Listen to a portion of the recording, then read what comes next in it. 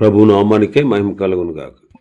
కూడొచ్చిన మీ అందరికీ, కర్మల ఆత్మీయ సహవాస సంఘ విశ్వాసులందరికీ మన ప్రభువును ఆయన ప్రియ కుమారుడునైన యేసుక్రీస్తు వారి శ్రేష్టమైన నామలో శుభములు మరియు అందరికీ వందనాలండి. ఇర్మియా గ్రంథం 34వ అధ్యాయాన్ని మనం ధ్యానం చేసుకుందాం. ఇర్మియా గ్రంథం 34వ అధ్యాయం. ఇందులో ముఖ్యమైన అంశం ఏంటంటే, రాజు అయిన సిద్కియా యొక్క భవిష్యత్తు గూర్చి దేవుడు ఇర్మియా ద్వారా మాట్లాడుట. రాజు అయిన సిద్కియా యొక్క భవిష్యత్తును గూర్చి దేవుడు ఇర్మియా ద్వారా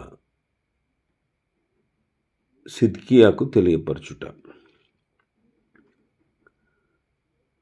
మొదటి 7 వచనాల్లో సిద్కియాకు దేవుడిచ్చిన వర్తమానం ఉంది.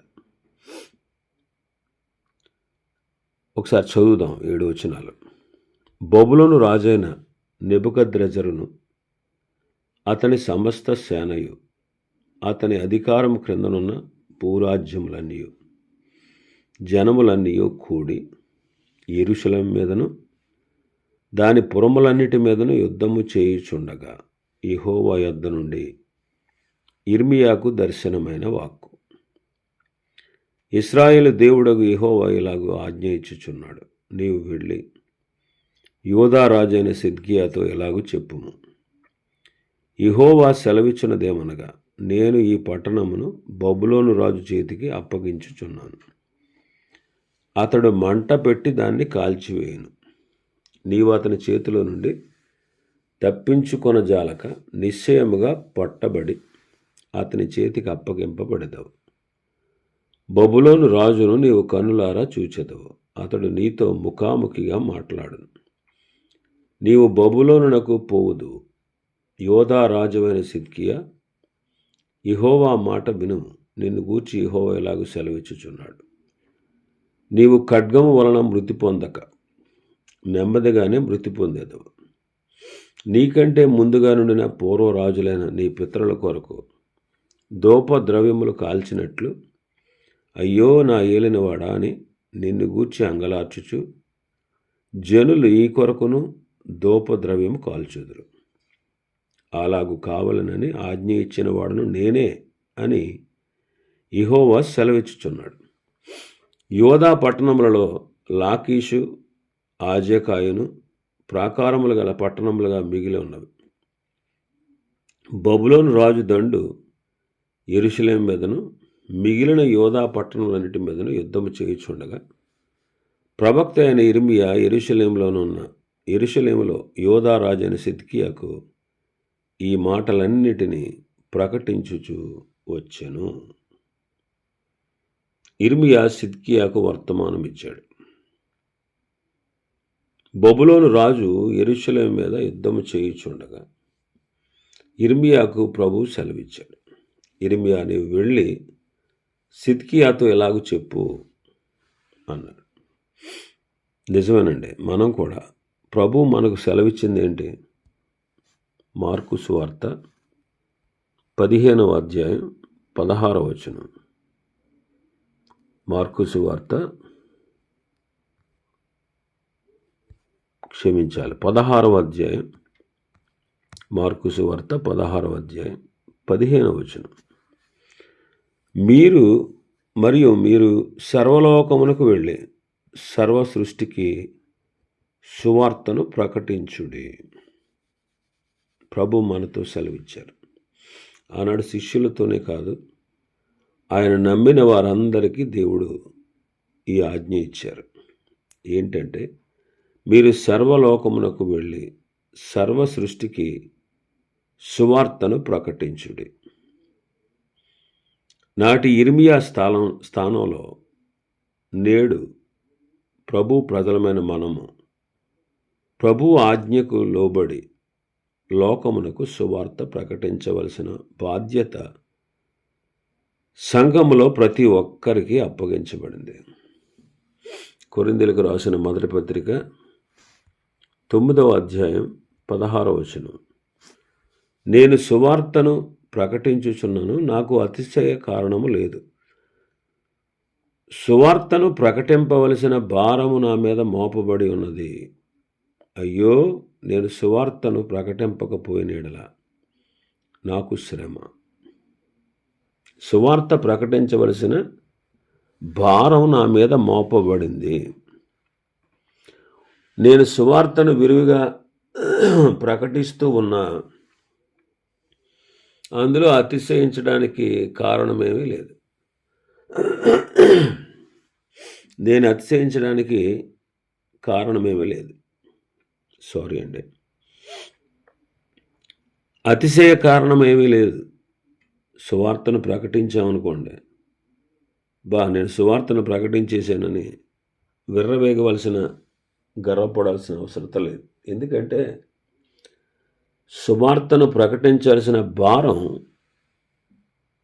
ఆనాడు పౌలు గారి మీద కాదు, ఈనాడు విశ్వాసులైన ప్రతి వారి మీద మోపబడి ఉన్నది. అవునండి, మనం సువార్తను ప్రకటించాలి. సువార్తను ప్రకటించాలి. సువార్తను ప్రకటించాల్సిన భారం దేవుడు మన మీద పెట్టాడు. సువార్త ప్రకటించకపోతే మనకు శ్రమ. పౌలు గారు అంటాడు, నాకు శ్రమ అంటాడు. కాబట్టి ప్రభు బిడలమైన మనం సువార్తను ప్రకటించాలి. ఈ బాధ్యత మనది. మరి ఎందుకని? దేవుడు మనల్ని ప్రేమించారు, ఉచితంగా మనల్ని నీతిమంతులుగా తీర్చారు, మనకు రక్షణ ఇచ్చారు. కాబట్టి మనం పొందుకున్న ఈ భాగ్యం అనేకులు పొందుకోగలిగేటట్లుగా మనం కూడా వారికి సువార్తను ప్రకటించాలి. ఆది సంఘం ఈ విషయంలో మనకు మంచి ఆదర్శంగా ఉంది. ఆది సంఘం అపొస్తలుల కార్యములు 8వ అధ్యాయం 1-2 వచనాలు, 4వ వచనం వరకు చదువుదాం. ఆ కాలమందు యెరూషలేములోని సంఘమునకు గొప్ప హింస కలిగినందున అపొస్తలులు తప్ప అందరూ యోదయ సమరయ దేశంలో చెదిరిపోయారు. భక్తిగల మనుషులు స్తెఫనును సమాధి చేసి అతన్ని గూర్చి బహుగా ప్రలాపించారు. సౌలైతే ఇంటింటా జోచి పురుషులను స్త్రీలను ఈడ్చుకొని పోయి చెరసాలలో వేయించి సంఘమును పాడు చేయుచుండెను.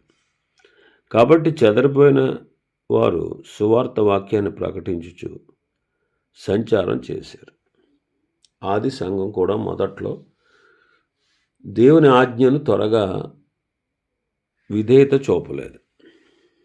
మరి 1వ అధ్యాయంలో, 2వ అధ్యాయంలో, 3వ అధ్యాయంలో, 4వ అధ్యాయంలో, 5వ అధ్యాయంలో, 6వ అధ్యాయంలో, 7వ అధ్యాయంలో, ఈ 7 అధ్యాయాల్లో చూస్తే సంఘం ఎక్కడికి వెళ్ళలేదు.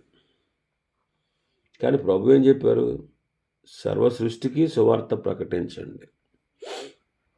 అందుకే ప్రభు ఏం చేశారంటే సంఘానికి శ్రమలు, గొప్ప హింస కలగజేశారు. ఆ గొప్ప హింసలో వాళ్ళు చెదిరిపోయారు. చెదిరిపోయిన వారు సువార్త వాక్యాన్ని ప్రకటిస్తూ సంచారం చేశారు. చెదిరిపోయిన వాళ్ళు కూడా ఎవరికి చెప్పారు సువార్త అంటే? యూదులకే చెప్పారు. యూదులకే చెప్పారు. 11వ అధ్యాయంలోకి వస్తే 19వ వచనం నుంచి మనం చూస్తే కురేనీయులు, కుప్రియులు చూడండి, స్టెఫను విషయంలో కలిగిన శ్రమను బట్టి చెదరిపోయిన వారు యూదులకు తప్ప మరి ఎవ్వరికీ వాక్యాన్ని బోధించలేదు. వాళ్ళు ఫెనీకే, కుప్రా, అంతియోకియా ప్రదేశాల వరకు సంచరించారు. అయితే కుప్రియులు కొందరును, కురేనీయుల్లో కొందరు వారిలో ఉన్నారు. వీరు అంతియోకియకు వచ్చి గ్రీసు దేశపు వారితో మాట్లాడుచు ప్రభువైన యేసును గూర్చిన సువార్తను ప్రకటించారు. కాబట్టి ప్రభు హస్తం వారికి తోడై ఉన్నది కనుక నమ్మిన వారు అనేకులు ప్రభు తట్టు తిరిగారు. అప్పుడు యెరూషలేములో ఉన్న సంఘం వారు, అన్యులు కూడా సువార్తను నమ్మారట అని తెలుసుకుని బర్నబాను వాళ్ళ దగ్గరికి పంపించారు. అతడు వచ్చి దేవుని కృపను చూసి సంతోషించి ప్రభువును స్థిర హృదయంతో హత్తుకోవాలని వారికి హెచ్చరించాడు. అతడు పరిశుద్ధాత్మతో విశ్వాసంతో నిండుకున్న సత్పురుషుడు. బహుజనులు అతని పక్షాన చేరారు. అంతటా అతడు సౌలును వెతకుటకు తార్సుకు వెళ్ళి అతను కనుగొని అంతియొకయకు తోడుకుని వచ్చాడు. వారు అంతా కలిసి 1 సంవత్సరం అంతా సంఘంలో ఉండి బహుజనములకు వాక్యాన్ని బోధించారు. అందుకే మొట్టమొదట అన్ని జనుల్లో అంతియొకయలో ఉన్నటువంటి శిష్యులు క్రైస్తవులు అనబడ్డారు. కాబట్టి సర్వలోకానికి సువార్త ప్రకటించాల్సిన బాధ్యత మన మీద ఉంది.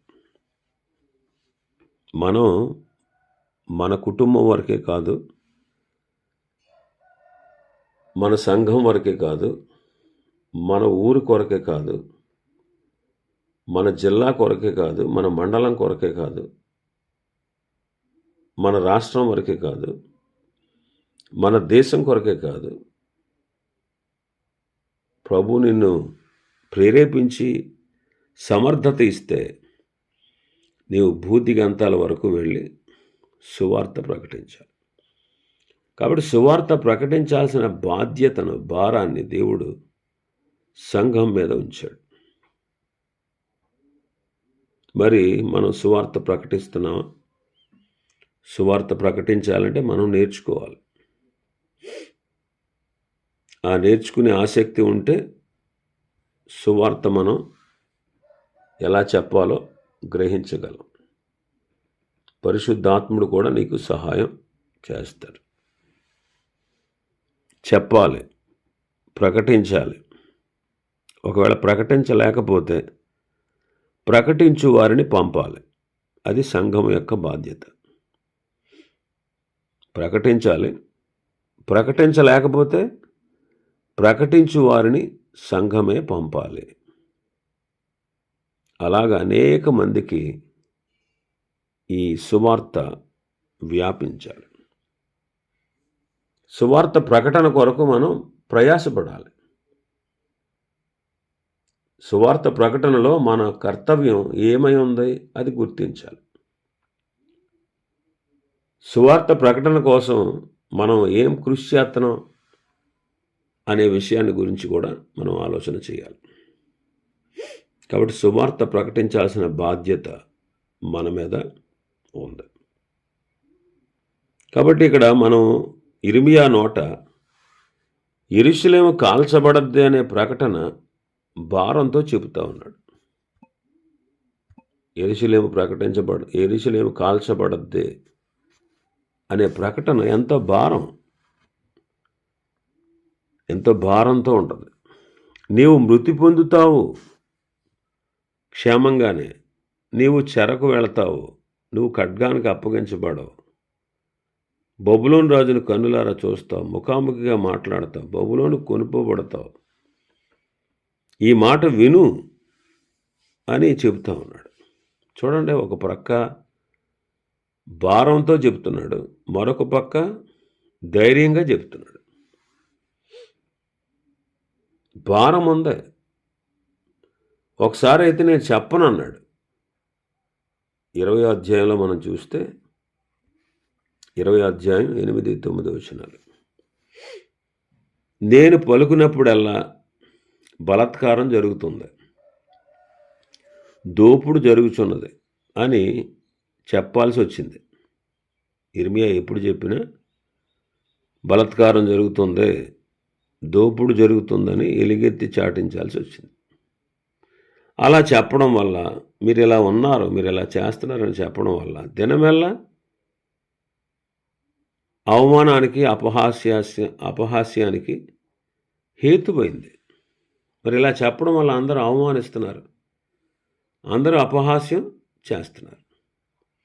కాబట్టి ఈయనేమనుకున్నాడు? 9వ వచనంలో, ఇర్మియా గ్రంథం 29లో, ఆయన పేరు నేను ఎత్తను, ఆయన నామమును బట్టి ప్రకటింపను అని అనుకున్నాడు. అలా ఊరుకున్నాడు కొంతకాలం. అయితే నేను చెప్పను, నేను ప్రకటించను అంటే అది లోపల దాచుకుంటే అతని హృదయంలో అగ్నివలె మండుచు నా ఎముకల్లోనే మూయబడినట్లు ఉంది. కాబట్టి నేను ఓర్చి విసిగిపోయాను, చెప్పకుండా ఉండలేను, చెప్పక మానలేను అనే స్థితికి వచ్చాడు. చెబితేనేమో అవమానం, అపహాస్యం కలుగుతుంది. చెప్పినప్పుడల్లా వాళ్ళ దుష్టక్రియలను గురించి మాట్లాడవలసి ఉంది. మరి ఎందుకు వచ్చిన గొడవరా బాబు అని ఊరుకుంటే, చెప్పకుండా ఆగిపోతే అదేమో లోపల మండిపోతూ ఉంది. కాబట్టి నేను చెప్పకుండా ఉండలేను. కాబట్టి మనం కూడా సువార్తను ప్రకటించకుండా ఉండకూడదు, ఖచ్చితంగా ప్రకటించాలి. పాపాత్ములు నరకాగ్నికి వెళ్ళడం మంచిది కాదని దేవుడే తన కుమారుడైన క్రీస్తును కలువరిలో పాపాత్ములకై ప్రాణం పెట్టి తిరిగి లేచేటట్లు నిర్ణయించాడని, క్రీస్తును నమ్మితే నరకాగ్నిని తప్పించుకుంటామని, నిత్య జీవానికి వారసులం అవుతామని భారంతో మనం కూడా సువార్తను ప్రకటించవలెను. ఇట్టి భారం 12 మంది శిష్యులకు, పౌలుకు మాత్రమే పరిమితి కాదు. ఇది మన అందరి కర్తవ్యం. ఇలాంటి భారం శిష్యులకేనండి? ఇలాంటి భారం అపోస్తలులకేనా? ఇది మన కర్తవ్యం కూడా. మనకి ఎవరో చెప్పారు కదండి, ఈ సువార్తను మనకు ఎవరి ద్వారానో దేవుడు వినిపింపజేశాడు. మరి వాళ్ళు చెప్పకపోతే మనకు ఎలా తెలుస్తుంది? మరి మనం తర్వాత తరం వారికి చెప్పకపోతే, మన నెక్స్ట్ జనరేషన్ వారికి చెప్పకపోతే వాళ్ళకి ఎలా తెలుస్తుంది? కాబట్టి మనం సువార్త ప్రకటించాల్సిన భారం మన మీద ఉంది. ఇంకా 3వ వచనంలో చూస్తే ఇర్మియా సిద్కియాతో ముఖాముఖిగా మాట్లాడుతున్నాడు. నీవు అతని చేతిలోంచి తప్పించుకొన జాలక నిశ్చయముగా పట్టబడతావు, అతని చేతికి అప్పగించబడతావు. బబులోను రాజును కన్నులారా చూస్తావు, అతనితో ముఖాముఖిగా మాట్లాడతావు, నీవు బబులోనుకు వెళతావు. ముఖాముఖిగా మాట్లాడుతున్నాడు.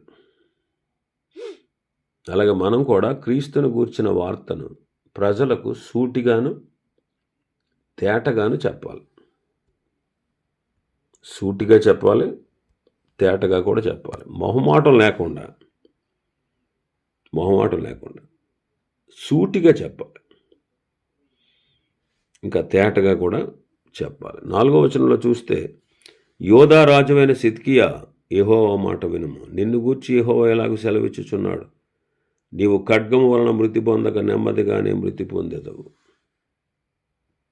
ఇర్మియా సిద్కియాతో, యోధా రాజువైన సిద్కియా, యెహోవా మాట వినుము అంటున్నాడు. పేతురు గారు కూడా తన ప్రసంగంలో ఇశ్రాయేలు వారలారా ఈ మాటలు వినండి అంటాడు. పౌలు సువార్త సందేశాన్ని ప్రజల వినికిడిలో వివరించాడు. కాబట్టి వినుము అనేది ఇది సువార్తికుని భారం. అటువంటి భారంతో మనం కూడా ప్రకటన చేయాలి. కాబట్టి ఇర్మియా అంటున్నాడు, సిద్కియా, యోధా రాజువైన సిద్కియా, యెహోవా మాట వినుము, యెహోవా ఇలాగూ సెలవిచ్చుచున్నాడు, నిన్ను గూర్చి యెహోవా ఇలాగూ సెలవిచ్చుచున్నాడు, నీవు ఖడ్గం వలన మృతి పొందగా నెమ్మదిగానే మృతి పొందదు.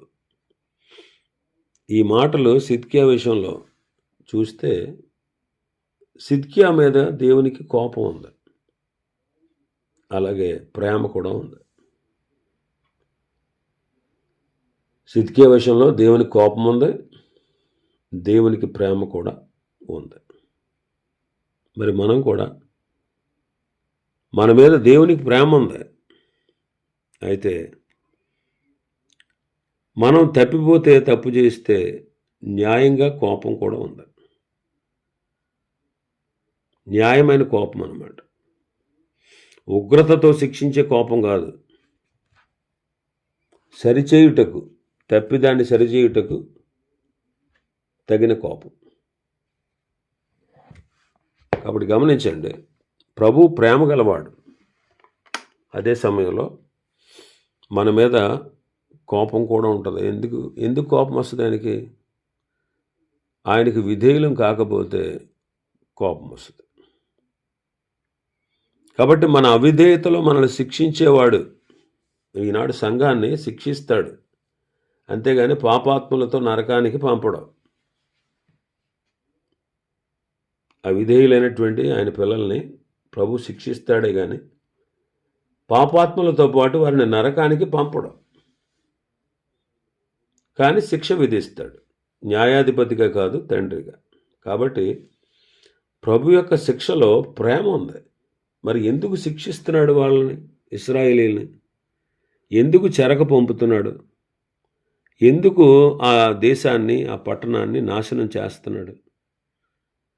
కోపంతోనే కాదు, ప్రేమతో. వాళ్ళు మారాలని, మార్పు చెందాలని, ప్రభు వైపు తిరగాలని, వారు బుద్ధి తెచ్చుకోవాలని, వారు సరైన విధానంలోకి రావాలనేది దేవుని యొక్క ఆశ. అందుకే వారి మీద ప్రేమ ఉంది, కోపం కూడా ఉంది. ఇంకా 5వ వచనంలో చూస్తే మన భాగంలో, నీకంటే ముందుగా ఉండిన పూర్వపు రాజులని నీ పితరుల కొరకు ధూపద్రవ్యములు కాల్చినట్టు, అయ్యో నా ఏలినవాడా అని నిన్ను గూర్చి అంగలార్చుచు జనులు నీ కొరకును ధూపద్రవ్యం కాల్చుదురు. అలాగూ కావాలనని ఆజ్ఞ ఇచ్చిన వాడును నేనే అని యెహోవా సెలవిచ్చుచున్నాడు. ఇర్మియాకు ముందున్న రాజుల విషయంలో వారి మరణ పరిస్థితుల్లో మరణించినప్పుడు ప్రజలు ధూపద్రవ్యాలు కాల్చారు. వాళ్ళు ఎంతో బాధపడ్డారు, వాళ్ళు దుఃఖపడ్డారు, అయ్యో ఇంత మంచి వ్యక్తి చనిపోయాడా అన్నట్టు. మరి మనం కూడా రేపు ఈ లోకాన్ని విడిచిపెడతాం. మరి మనం లోకాన్ని విడిచిపెట్టిన రోజున మన వాళ్ళు, మన తోటివారు, మన స్నేహితులు, బంధువులు, సంఘం సంతోషిస్తారంటారా, దుఃఖిస్తారంటారా? మన మరణం వెనక మన జీవితం వారికి, అంటే మన వెనక ఉన్న వారికి ఆదర్శంగా ఉందా లేదా? ఆ విషయాన్ని మనం గ్రహించాలి. అందుకే మీకంటే ముందుగా ఉన్నవారు, మనకంటే ముందుగా ఉన్న భక్తులు మనకు మాదిరి ఇచ్చారు. హెబ్రీ పత్రికలో పౌలు గారు అంటారు, హెబ్రీ పత్రికలో గ్రంథకర్త అంటాడు, 13వ అధ్యాయంలో హెబ్రీ గ్రంథకర్త 7వ వచనంలో అంటాడు, మీకు దేవుని వాక్యం బోధించి మీకు నాయకులుగా ఉన్నవారిని జ్ఞాపం చేసుకుని వారి ప్రవర్తన ఫలమును శ్రద్ధగా తలంచుకొనొచ్చు వారి విశ్వాసాన్ని అనుసరించండి. ప్రవర్తన ఫలం అంటే వారు అంతము వరకు ఏ రీతిగా నడుచుకున్నారో దాన్ని బట్టి వారి ప్రవర్తన ఫలాన్ని తలంచుకుంటూ వారి విశ్వాసాన్ని అనుసరించండి. కాబట్టి ఇతరులకు మన మరణం వెనకాల ఆదర్శంగా ఉండాలి. మన మరణం వల్ల అనేకులకు మేలు జరగాలి. ఇంకా 6వ వచనంలో చూస్తే 6-7 వచనాల్లో, యోధా పట్టణంలో లాకీషు, ఆజకాయ ప్రాకారముల పట్టణంగా మిగిలి ఉన్నవి. బబులోను రాజు దండు యెరూషలేము మీదకి మిగిలిన యోధా పట్టణం మీదకి యుద్ధము చేయుచుండగా ప్రవక్త అయిన ఇర్మియా యెరూషలేములో యోధా రాజైన సిద్కియాకు ఈ మాటలన్నిటినీ ప్రకటిస్తూ వచ్చాడు. ఇర్మియా వర్తమానాన్ని ప్రకటిస్తూ ఉన్నాడు. అదే సమయంలో యెరూషలేము మీదకి దేవుని శిక్ష బబులోను రాజు ద్వారా రావడం మనం గమనిస్తాం. నిజమే. తెస్సలోనికీయులకు రాసిన మొదటి పత్రిక 5వ అధ్యాయం 3వ వచనం ప్రకారం లోకులు ఏమనుకుంటున్నారు? నెమ్మదిగా ఉంది, భయం ఏమీ లేదు అని చెప్పుకుంటూ ఉన్నారు. గర్భిణీ స్త్రీకి ప్రసవవేదన వచ్చినట్లు వారికి ఆకస్మికముగా నాశనము తటస్థించును గనుక వారు ఎంత మాత్రము తప్పించుకోలేరు. కాబట్టి సంఘం, ఈ సత్యం మనకు పాఠం అన్నమాట. ఈ దినాల్లో సంఘము మధ్య కూడా వాక్యము బోధించబడతా ఉంది. మనం సత్యవాక్యాన్ని అంగీకరించి రక్షణ పొందాం. రక్షణ పొందుటలో అలక్ష్యంగా ఉంటే, రక్షణ పొందకపోతే ప్రభు వచ్చినప్పుడు అది వారికి ఎంతో భయంకరమైనటువంటి శిక్షాదినం అన్నమాట. కాబట్టి ఏ క్షణం వస్తుందో వాళ్ళకి తెలియదు. కానీ మనం రక్షణ పొంది, విశ్వాసము ద్వారా రక్షణ పొంది దేవుని బిడ్డలుగా చేయబడి నెమ్మదిగా ఉన్నాం. మనకు ఈ పరిస్థితుల్లో బాధ, భయపడాల్సిన అవసరం లేదు. లోకుల వల్లే మనం కూడా భయపడాల్సిన అవసరత లేదు. కాబట్టి మనం నెమ్మదిగా ఉన్నాం, మనకు భయమేమీ లేదు. ఎందుకని? మనం రక్షణ పొందాం, కానీ ఇక్కడ ఇర్మియా ప్రకటిస్తూ ఉన్నాడు, బబులోను రాజు అయిన నెబుకద్నెజరు వచ్చి ఆ పట్టణం మీద యుద్ధం చేస్తూ ఉన్నాడు, ఆ దేశం మీద. కాబట్టి దేవుడు చెప్పినట్టుగా జరుగుతుంది. కాబట్టి మనం రక్షణ పొంది విశ్వాసులమై నిశ్చింతగా ఉండొచ్చు. లోకులకేమో ఆయన రాకడ భయంకరమైనది, మనకేమో సంతోషకరమైనది. ఇంకా చాలా విషయాలు ఉన్నాయి అధ్యాయంలో. ప్రభు చిత్తమైతే రేపటి దినం మరికొన్ని విషయాలు మనం ధ్యానం చేసుకుందాం. దేవుడి వర్తమాన వాక్యాన్ని మన వినికిడిలో ఆశీర్వదించునుగాక. ఆమేన్.